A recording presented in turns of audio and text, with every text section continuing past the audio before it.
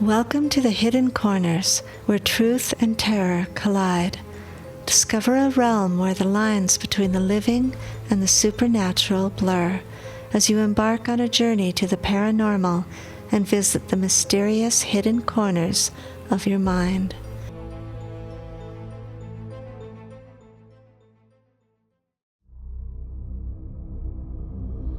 This is part 22 of the Wolfman Series, Werewolf Border Crossing. This is Arctic and Norway. The full moon ascended in the icy night sky, and with it came the howl of the wolves. There had been no morning light to greet the dawn for days. In the unforgiving grip of the long polar night, darkness shrouded the snow-covered forests for weeks on end. The sun's absence plunged the Arctic landscape into an otherworldly realm of perpetual twilight. The stars cast their glimmering reflections upon the snow-covered terrain, and the northern lights danced across the sky. The wolves surged ahead of the reindeer pulling the sledges. Their breath crystallized in the frigid air so that their whiskers were frozen and covered in ice. Yet, the blood coursing through their bodies and their thick fur coats kept them warm. The humans in the sledges, they were thickly covered in reindeer and wolf hides. The rhythmic harmony of paw prints and hoofbeats echoed through the silent wilderness, the only sound in the night besides the occasional howl of a wolf. They were nearing the border of Norway.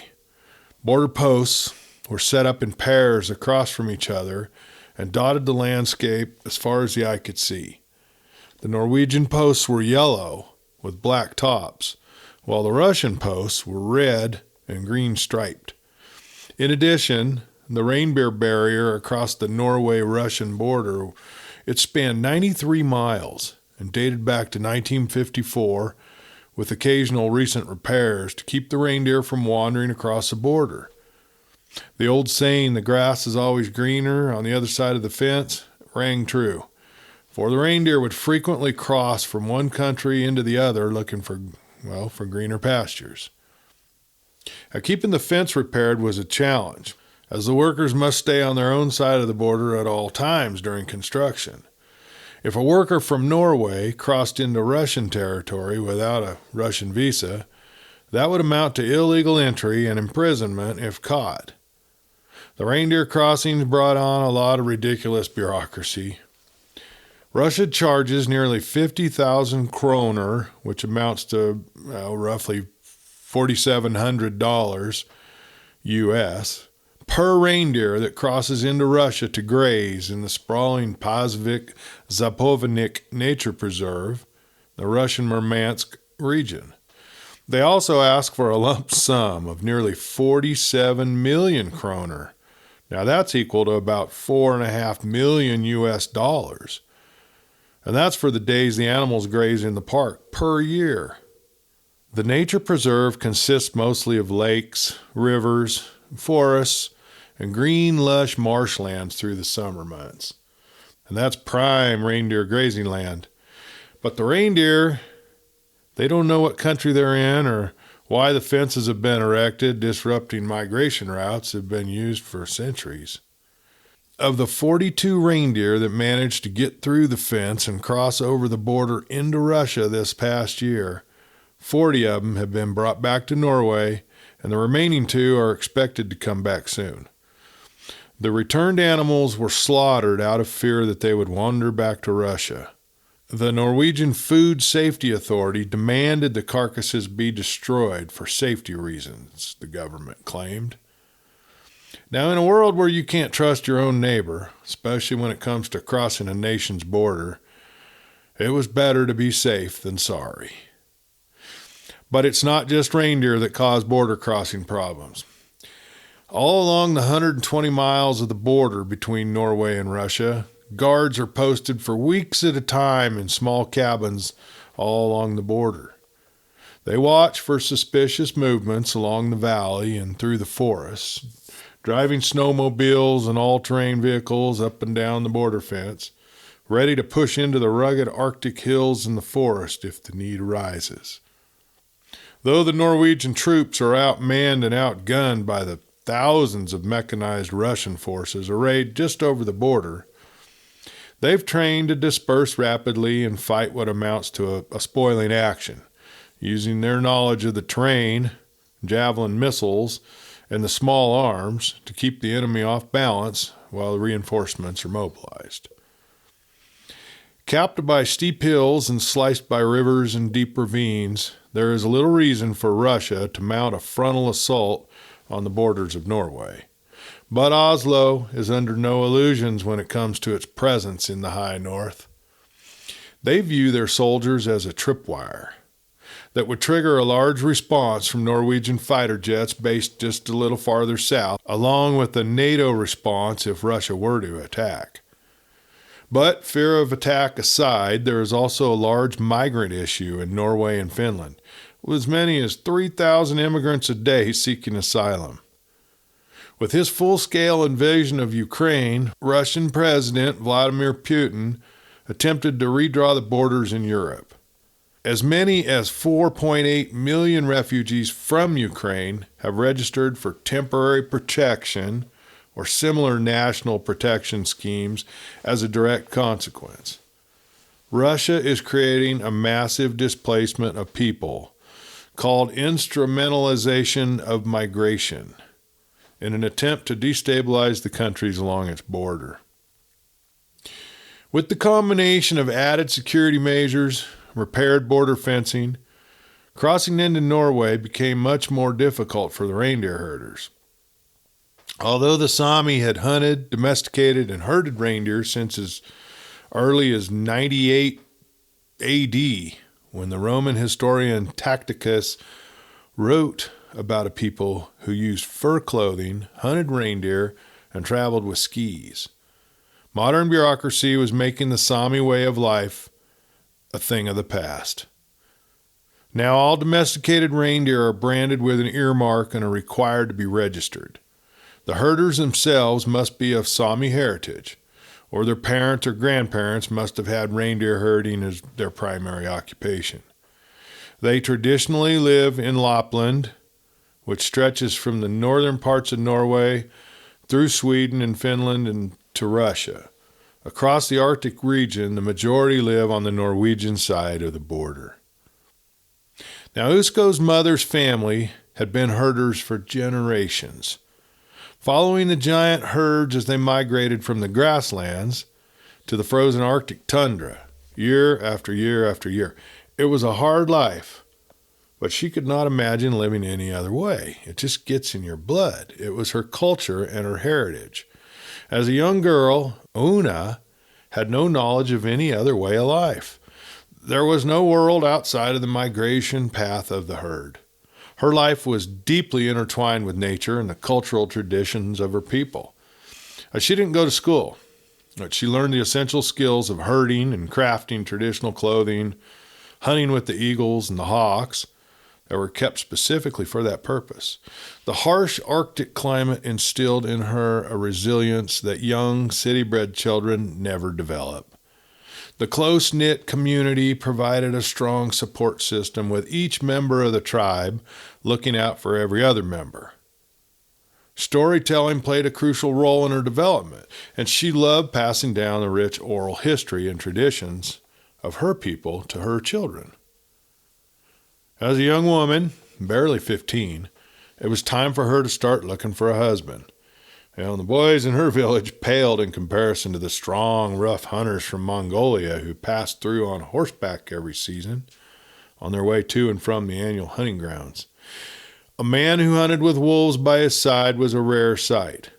Wolves were the herder's enemy, preying on the reindeer, taking the old ones, the weak ones, the newborn calves, shortly after they took their first breath and stood on wobbly legs. But this man, he was different. He had a pack of wolves that ran by his side as he galloped through the woods on his sturdy Mongolian horse. The wolves listened to his commands and hunted alongside the man. He had a golden eagle that perched on his massive arm and responded to his whistles and his calls. It hunted the small rabbits and young foxes and brought them back to the man, sharing his kill with his master and the wolves. Every year, he traveled from the grassy steppes of Mongolia to the forests of the Arctic on an annual hunting trip. He would bring back furs to sell in Russia, wolf, fox, rabbit, loaded high on the back of his travois. And every single year he crossed paths with Una's people. From the first time that she saw him, she knew she would one day be his. Finally, she was old enough to leave her family and travel back with him on her own little horse. It was the first time she had ever been away from her people. First time she'd ever left the safety of the herd. The great Mongolian hunter had traded many furs for her, and for that she was proud. But she was also a little scared to leave her home. Tears would not be shed, that would disgrace her family. So she rode away in silence, careful not to look back lest the tears would start to flow. And once they left the cover of the forest, she saw landscapes that were beyond her imagination. And when they rode into a small village where there were houses and buildings, she just couldn't believe it. Well, they ate in a small cafe on the edge of town where they sat at a table instead of around a campfire. Everything was so strange and new to her. She spent 1 full year as his wife, and though he had many others, she was his youngest. The moons passed, and the seasons changed, until finally she was with child.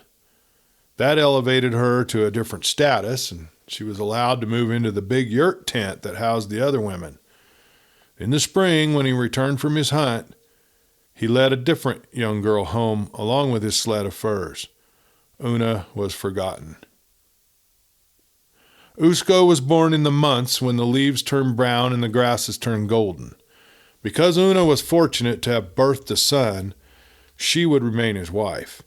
If it had been a girl, she would have been turned away, disgraced and alone, forced to leave their encampment with her child and hope that she would walk the many miles to the nearest village where some kind stranger might take her in. They lived in traditional Mongolian round tents on the bare, grassy ground, with the horses tied and grazing around on the outside of the yurt. It was a world away from the frozen, snow-covered landscape of her people, and she missed her home.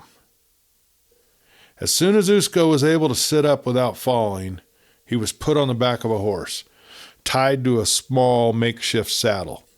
For his second birthday, he was given a small hawk tied with a tether to a strap of leather around his wrist. The hawk would become his constant companion, and he would learn to hunt with his father.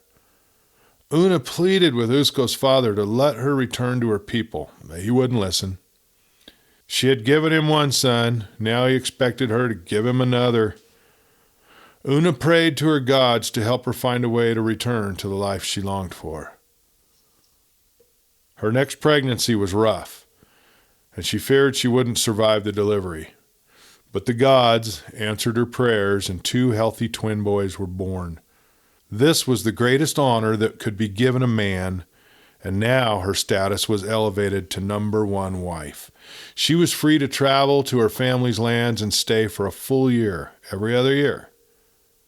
Thus began her life living in both worlds. She traveled with the great herds, teaching her sons the way of the reindeer, while their father taught them to hunt and ride on the great grassy steppes of Mongolia. It was during their first trip home when Usko was bitten by the wolf. Una remembered it well. She was bundled in blankets with her twin boys in a basket, and Usko was sitting on the seat beside her. They had ridden by horseback for days until they reached the snows. Usko's father had arranged for a sledge to take them the rest of the way. The horses pulled the sledge, but their hooves were not meant for the snow like a reindeer's spread toes. There was no way to outrun the wolves when the pack attacked them. The horses had panicked and the sledge was upturned. Una's husband was riding ahead, and he heard the commotion and the frenzied neighing of the horses. He quickly rode back and shot the wolves. His own 2 wolves, who always traveled with him, fought the attackers and fatally wounded the wolf who had attacked and bitten Usko. The rest of the trip was uneventful, save for the fever that almost took young Usko's life. By the time they arrived in Una's village, the young boy had become a wolf. He was taken into the tent of the tribe's shaman and declared to be a werewolf, that is, a werewolf. Over the last several days, there were moments when Katherine had thought she'd never see her brother again. She knew how close she'd come to dying in the laboratory, her blood being slowly drained from her body. She owed her life to Usko. He had rescued her from the laboratory, nursed her back to health, brought her here to the border, and was attempting to get them across to safety. And now that she felt the wolf blood coursing through her body, he was right there, running along beside her. She realized how safe she really felt with him. He made her feel complete. She'd never experienced that before. Katherine had boyfriends in the past, lovers that meant everything to her for months at a time, but it never lasted. More often than not, they just hadn't connected on a deep enough level for her. She'd always felt closest to Jack, but that was because he was her brother and she could tell him anything. He always had been there to protect her and to pick her up out of her depression when another relationship had failed. But this was different. She felt a connection to Usko that was unlike any of the other relationships she'd experienced. She watched him as he ran, sleek and gray and so full of life in his wolf form, and so handsome and sweet and caring in his human male body. She wondered what it would be like to have him as her mate. She remembered him telling her that wolves mate for life. Do humans who are also wolves mate for life as well? Can she trust that he will always feel this way for her? All these thoughts drifted through her mind as she ran alongside him in the snow. They were nearing the border now. She knew that she'd have to transform back into her human form, climb under the blankets, pretending to be an American tourist on some kind of an expensive reindeer tour. And she really hoped it would work. She didn't want to think what the consequences might be if it didn't work. She'd rather die than go back to a laboratory like the one she'd escaped from. Jack sat in the sledge with his arms around Sasha. Her fever had finally broken, but she was still weak and shaking. "Are you warm enough?" he asked. She nodded yes, but she didn't speak. He leaned his head against hers and kissed her on the forehead. "Try to sleep. I'll wake you when we reach the border." Jack could see the three wolves running in front of the sledge he and Sasha were in, driven by Usko's mother. He was amazed to see his sister running like a wolf. He thought back to when he first transformed. When he first found out he was becoming a werewolf. It had been scary. Unbelievable, really. Every part of his intelligence had rejected the idea that it even could be true. And now he was watching his sister running in front of the sledge, in full wolf form. How strange life had become, he thought. How different from the life he had known back on the ranch in Montana. He wondered what their life would be like now in this new existence they faced as half human, half wolf. Would they always be running from men like Luther and Putin? What made Usko and Sasha think they'd be safe once they reached Finland? Jack knew that borders didn't make one bit of difference when it came to safety from an enemy. Even if they were granted asylum, did that really offer them even 1 degree of safety? Not likely. He knew one thing for certain. He wasn't about to let Katherine out of his sight again. With the increased border patrol at the road crossing, and the risk of Putin's henchmen searching for them, traveling with the reindeer seemed the safest way to attempt to cross the border. Tours were a frequent occurrence and contributed greatly to the tourism dollars that were spent on both sides of the border. Tour agencies were allowed to cross at specified locations through large gates. The crossing guards were tipped considerably well to allow that to happen. Una had all the necessary paperwork and some bribery money. She and Usko and the 2 younger siblings were prepared to pose as tour guides with their American guests, snuggled and cuddled under the firs once they reached the border. Cresting the hill, Usko could see the crossing gate down below. He let out a howl, signaling to the others that this was the place they would cross. The two sledges pulled up and the transformations began. Katherine sat in one sledge with her little dog Rebecca in her lap. Rebecca had a big red ribbon tied around her neck and a pretty pink collar and leash. Katherine's fur-lined hood hid her hair, and the dark grayness of the polar night would hide her face well enough that any border guard who might have seen a photo of her would have a difficult time identifying her. She had her passport in hand with the name Lisa Riley. In the other sledge, Jack and Sasha also had fake passports. Usko and one of his brothers manned the sledge Katherine was in. Una and her other son were manning the other. Everything in place, they slid down the hill and along the fence line to the border gate. The two men looked up from their card game. It had been a quiet afternoon, a quiet evening. They had several more hours before the next shift arrived to relieve them, but they didn't anticipate any travelers crossing the border this far north at night. It was rare to have anyone pass through this gate at any time of the day or night. The tour agencies normally used the crossing much closer to the city.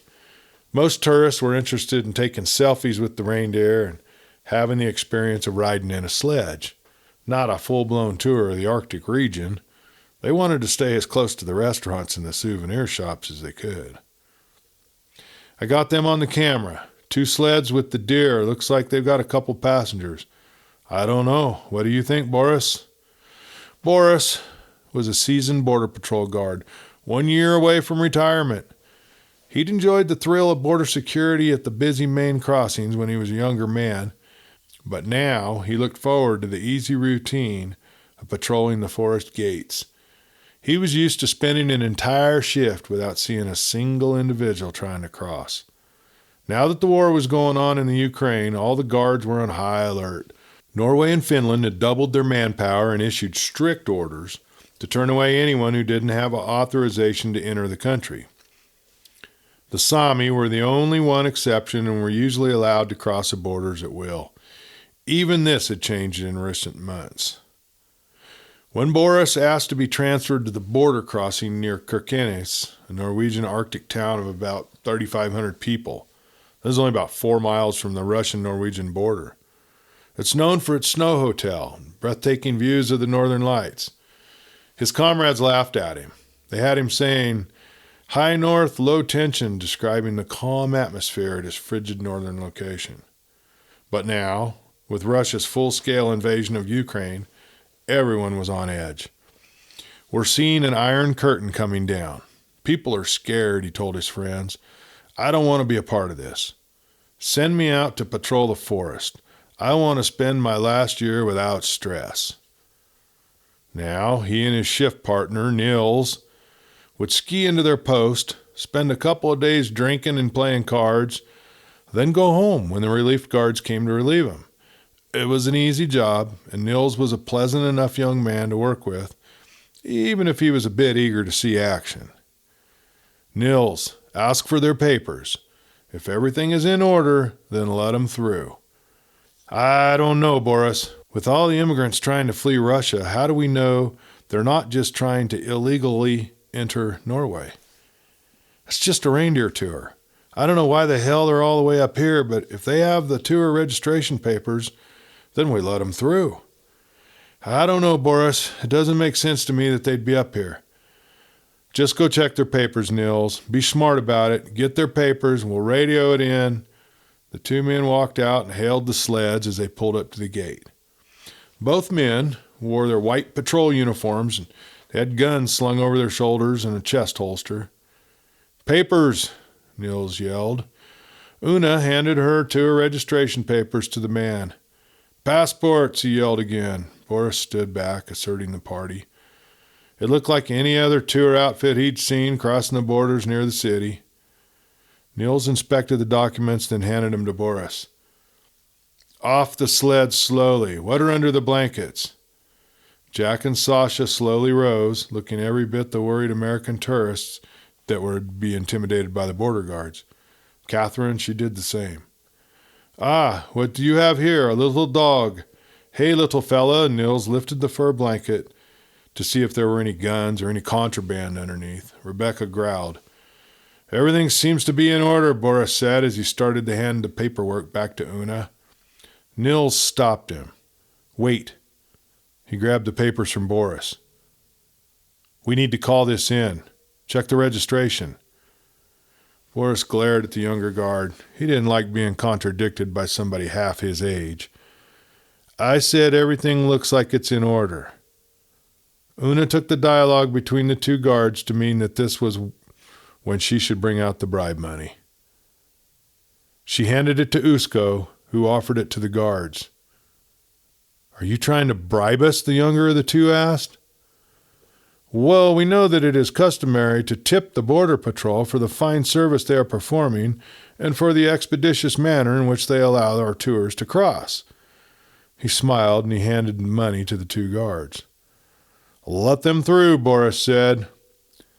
Nils stood looking at one sledge, then the other, still holding on to the paperwork. Jack was beginning to get nervous and could feel the hair on the back of his neck bristling. He glanced over at Katherine and thought he caught a glint of yellow in her eyes.